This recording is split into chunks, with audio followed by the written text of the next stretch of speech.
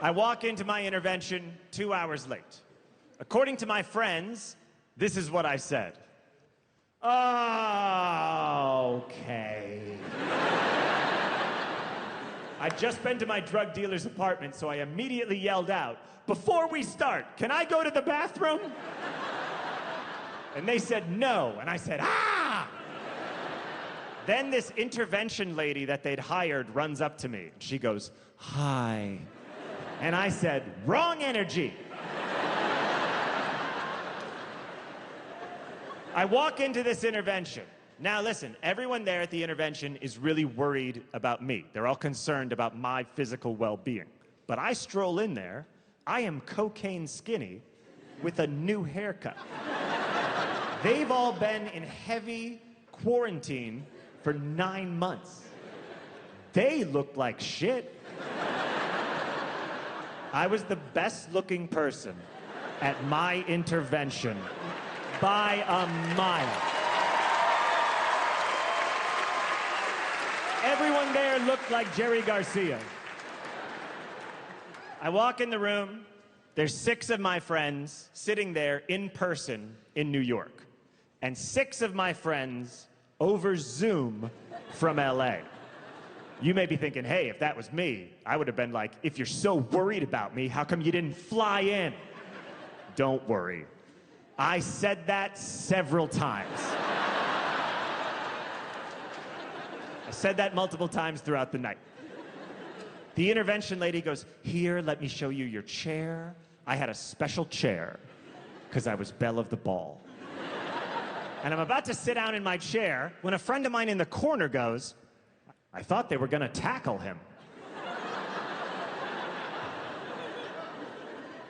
You thought they were going to what? You know, like on intervention. I thought they were going to tackle you.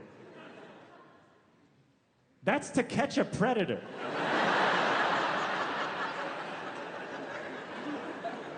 Are you disappointed now that they're not going to tackle me? He went, yeah, I'm a little disappointed. I sit down in my chair. I face all these rats. Look, let me just call this out now. I don't mean to be weird. It was a star-studded intervention. It was like a good group. It was a good group. As mad as I was when I walked in there, I was like, this is a good lineup. This is really flattering in its own way. It was like a We Are the World of alternative comedians over the age of 40. All comedians. Yet no one said a funny thing the entire night. Before I got there, they promised each other that they wouldn't do bits. I was going psychotic. I am sitting there in an awful chair, crashing from cocaine.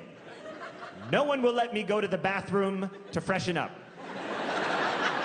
And the funniest people in the world are staring at me, refusing to do jokes. It was maddening. Fred Armisen was serious. Do you know how off-putting that is? He didn't do a character or a voice. He was just like, hey, John, I'm really worried about everything that you're going through. And I was like, next. By the way, for most of this intervention, I was determined not to go to rehab, AKA lose. My plan was to destabilize the leader lady, Ash.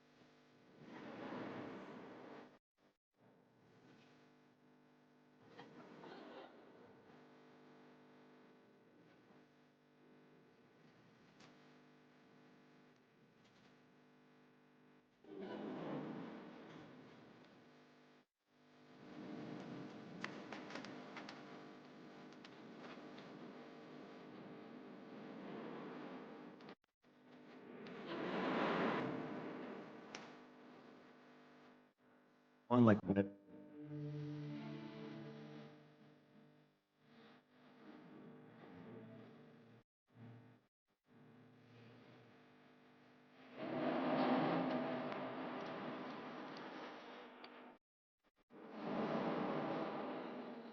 I'm the doctor. Mm. With the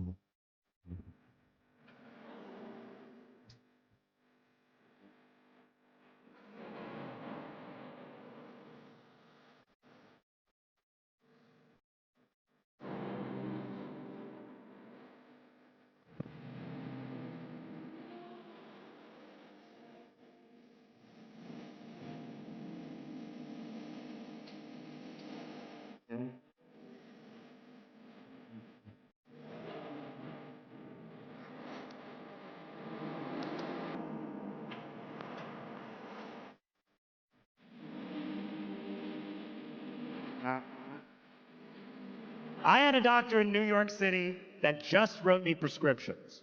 Dr. Michael. No last name. Oh, I don't mean I'm protecting his identity. He never told me his last name.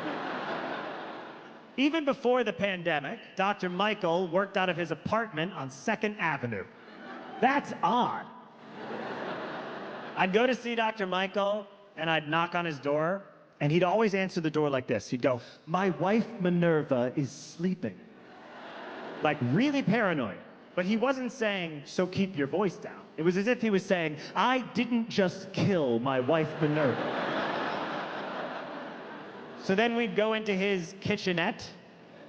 To call it a kitchen would be a great exaggeration. And we'd have our appointment. I'd go, "I want Klonopin." And he'd go, "Okay." And as he was writing it out on the pad and tearing it off, he'd go, "Oh, what's it for?" And I'd go, "I have anxiety." And he'd go, "Oh, then you need it." And then Dr. Michael, he'd always go, "Hey, you want a flu shot?" Aww. He wanted to be like a real doctor. I go, "No, Michael, you already gave me 2 flu shots this month, man. I feel crazy. I feel super sick." Then he'd go, "Do you want a B12 shot? You want a vitamin shot?" So he always wanted to give me a shot of some kind because he had like a thing. I mean, look, a guy named Dr. Michael that works out of his apartment is gonna have a thing. Michael's thing was he wanted guys to take their shirts off in his apartment. You're all uncomfortable now, but I'm way over it. And also, if you think this story ends with me being like, "And I said, absolutely."